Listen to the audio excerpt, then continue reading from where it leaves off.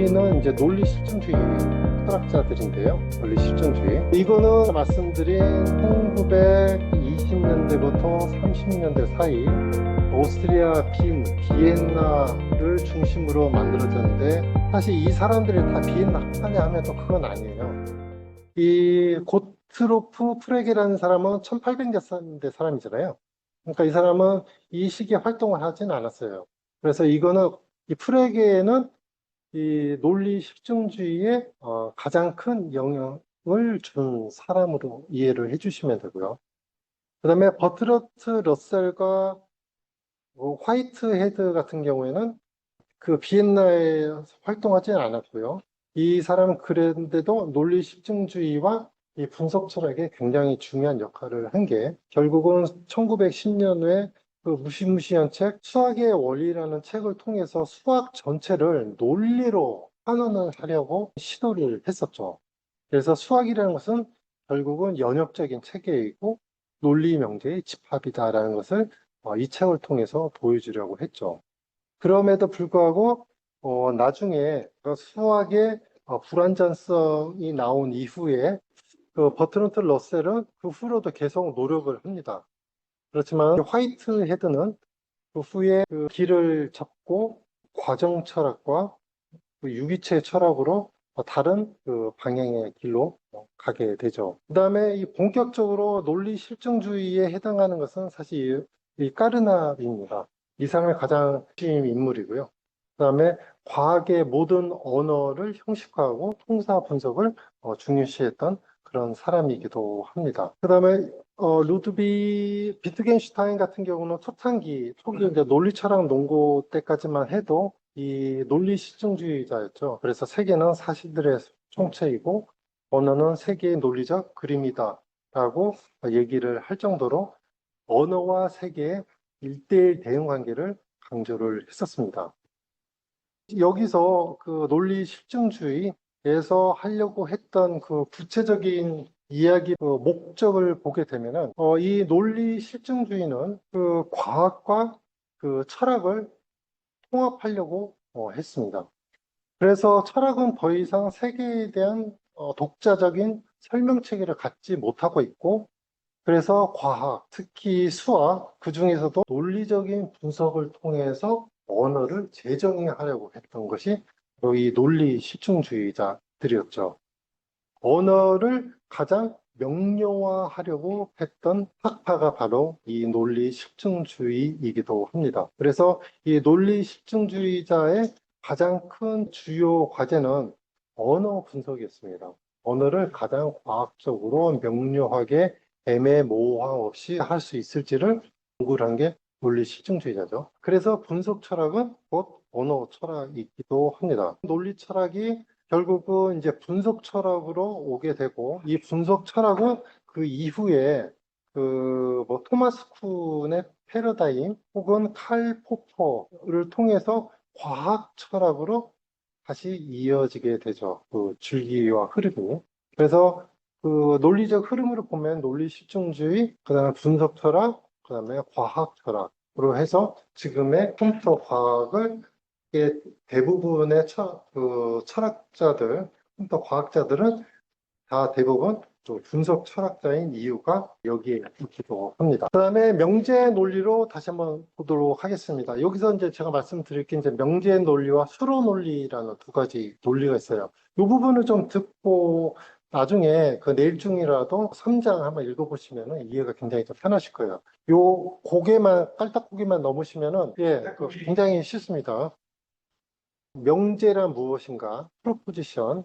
이것은 참과 거짓을 가질 수 있는 문장입니다. 소크라테스는 인간이다. 8은 프라임 넘버, 소수이다. 이런 그 참과 거짓이 될 수 있는 이런 문장들을 바로 명제라고 합니다. 근데 이 러셀과 화이트, 특히 수학의 원리에서는 이런 명제들의 관계를 그 연산 수식, 논리 연산이라고 하죠. 요런 식으로 된 게 AND입니다. AND. 예, 이렇게 꺾는 게 AND. 수학의 정석 1장에 보면 이렇게 돼 있죠. 교집합. 또 AND. 그다음에 V 요거는 or 혹은 이렇게 돼 있는 부분은 뭐뭐이면 뭐뭐이다. 혹은 이렇게 돼 있으면은 not이라는 뜻입니다.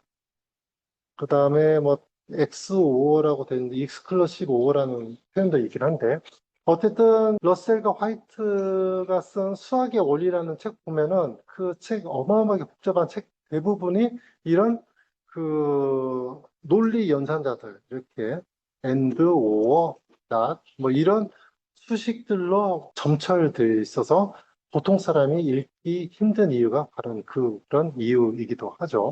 그 다음에 비트겐슈타인이 논리철학 논고에서 얘기했던 언어는 세계의 논리적인 그림이고 명제는 현실의 상태를 표현하는 언어적 도구 혹은 구조물이다 라고 얘기를 하고 있죠.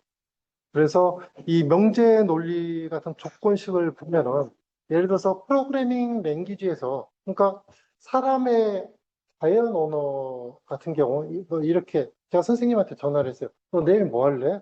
라고 전화를 했을 때 선생님이 뭐 내일 뭐 비가 오고 그리고 뭐 집에 우산 있으면 뭐 외출하고 그렇지 않으면 그냥 나 집에 있을래. 뭐 이렇게 얘기를 한다고 쳐요.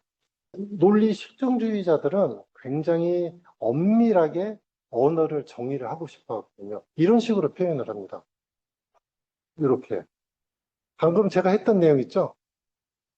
내일 비가 오고 우산을 갖고 있으면 go out, 외출하고 else, 그렇지 않으면은 stay home, 집에 있을 거야. 형식 논리화 하는 게 이 논리 실증자들의 최대 사명입니다. 그래서 프로그래밍을 짜면은 이런 식으로 짜겠죠.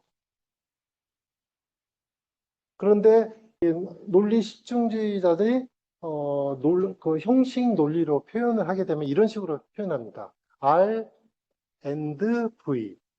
R이 뭐죠? 비가 오고 그리고 엄브렐러 우산이 있으면은 G go out 예 외출하고 그런데 비도 오고 우산이 없으면 이 표현 있죠? 요거 꼭 쓰이는 거 요거 이건 낫입니다. 낫. 예, 요게 낫이에요. 이게 없으면은 스테이 하겠다 집에서 이런 식으로 얘기할 때 논리식은 이런 식으로 사용을 하게 됩니다.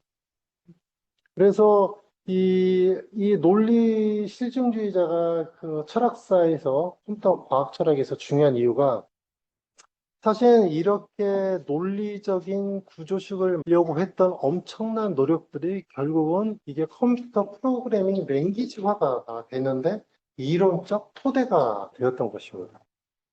여기서 보면은 조건문들 있죠, 여기. 조건문은 논리적 추론의 자동화다. 논리적 조건문이 뭐죠? 여기 있죠? if, and, else. 이런 것들이 다 조건문입니다. 이게 뭡니까? 컴퓨터 언어에서 조건, if, then, else 문이 논리식에서는 명제가 되는 거죠. 그러니까 조건문은 명제가 되는 겁니다.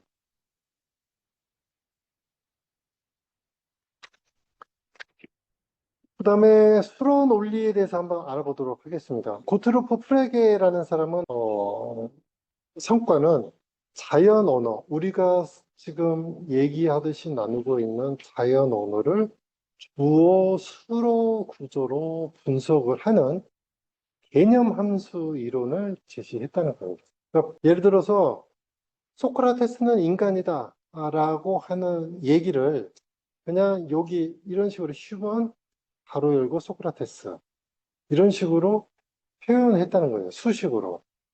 인간이 하는 자연 언어를 수학의 개념 함수로. 그러니까 휴먼, 앞으로 제가 이런 식으로 표현을 쓰게 되면은 휴먼 가로 열고 소크라테스 하면은 소크라테스는 사람이다. 이렇게 이해를 해주시면 됩니다. 이런 개념 함수를 제시를 했다는 거죠. 그래서 중요한 것은 소크라테스 요 안에 있는 것이 오브젝트 객체가 되고 소크라테스가 인간이다 라고 하는 동사에 해당되는 것이 수로, 즉 프리디케이트가 되는 겁니다.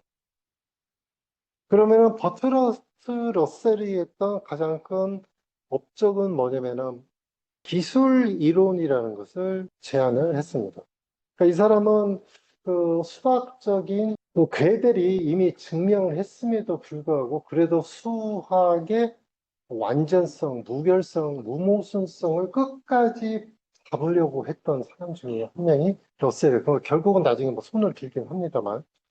그래서 이 버트런트 러셀은 기술 이론, 이게 기술이 테크놀로지의 그 기술이 아니고요. 디스크립션이라는 뜻입니다. 기술하다.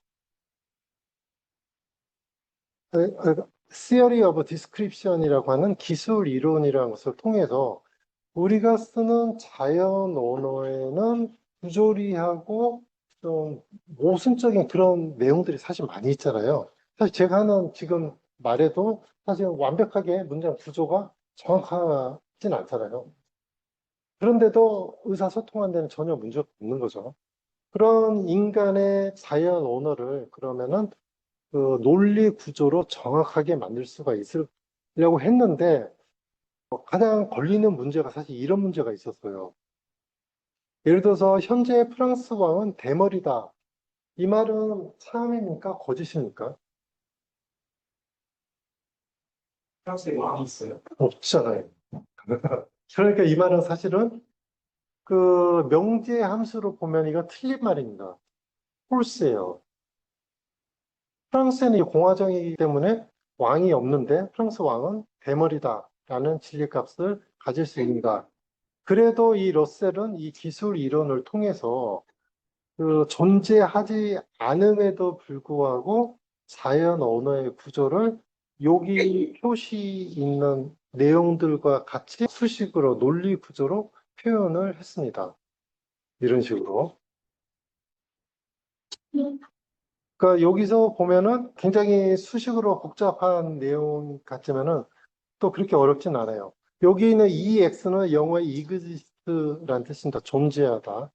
X가 존재한다. 그러니까 왕이면서 프랑스인인 X가 존재하고 임의의 Y에 대해서 Y가 킹이고 프렌치, 영어, 프랑스 사람인 사람이 한 명 존재하고 그리고 그 사람이 볼드, 대머리이다. 인 사람이 여기 있는 문장을 그대로 표현한 게 바로 이런 식으로 표현이 됩니다. 그래서 이런 식으로 결국 이것을 프로그래밍 짜면은 결국은 폴트 값이 나오게 되죠. 거짓이죠. 그럼에도 불구하고 이렇게 수식으로 해석하고 분석하려는 그런 노력들이 결국은 나중에 이게 그 컴퓨터 과학에서 그 데이터베이스나 객체지향 모델, 지식 표현 이런데 고스란히 다 그 도움이 됩니다. 콰인도 굉장히 그 분석 철학, 언어 철학에서 굉장히 중요한 역할을 하는데, 그래서 이 콰인도 분석 철학, 특히 언어 철학에서 굉장히 중요한 포지션을 차지하고 있는 그런 철학자이기도 하고요. 그래서 지금까지 드린 말씀들 중에서 알아두셨으면 하는 게 이 분석 철학자, 특히 이 철학자들은 언어를 통해서 존재자, 대상과 개념의 관계를 분석을 했다면 이 프로그래머들은 객체와 조건문을 통해서 세계의 구조를 모델링 했다라는 정도의 개념을 이해하시면 될 것 같습니다. 여기서도 이제 프로그래밍 보는 좀 습관들을 조금씩 늘려가야 되는데요. 여기서도 한번 잠깐 보도록 하겠습니다. 여기 오른쪽 박스에 있는 표 있죠? 요게 바로 지금까지 논리 실증주의자들, 컴퓨터가 태동하지 않던 시절에 그 표현했던 그 논리 구조식입니다. 그러니까 예를 들어서 모든 살아있는 인간은 숨 쉰다 라는 언어가 있으면은 이것을 이런 식으로 표현을 했어요. 아주 애매모호하지 않고 전 세계 사람, 언어권이 틀린 모든 사람들이 다 이해할 수 있는 수학적 지식만 가지고 있어요. 그래서 X가 그 휴먼이고 거꾸로 알파벳 A를 거꾸로 뒤집어 놨죠. 이게 A라는 뜻입니다. 그러니까 이게 영어로 하면은 이 부분에 대해서 for all X 모든 X에 대하여 이런 뜻이고요. 그러니까 모든 X 사람에 대해서 그 X가 사람이고 and 살아있으면 if then breathe. 그 사람은 breathe, 숨을 쉰다. 라는 내용을 이런 식으로 논리 구조로 쓸 수가 있습니다. 근데 이것을 프로그래밍 언어로 쓰게 되면은 이와 같이 바꿀 수 있는데 이것도 간단하게 한번 읽어보고 넘어가도록 하겠습니다. For human in humans. 이게 in이란 것은 집합론에서 부분 집합이죠. humans, 인류라고 하는데 사람이 부분 집합이거에 한해서 그러니까 for all x 요 부분이 여기에 해당이 되는 거고요. 만약 사람이 살아 있다면 사람이 숨 쉰다라고 가정을 한다. 이런 뜻입니다. 프로그래밍으로서. 여기서 말씀드리려고 하는 이유는 인간이 하는 이런 자연 언어를 논리 구조로 바꾸고 이 논리 구조는 다시 프로그래밍 언어가 될 수 있다. 요 정도만 이해를 하고 넘어가시면 될 것 같습니다.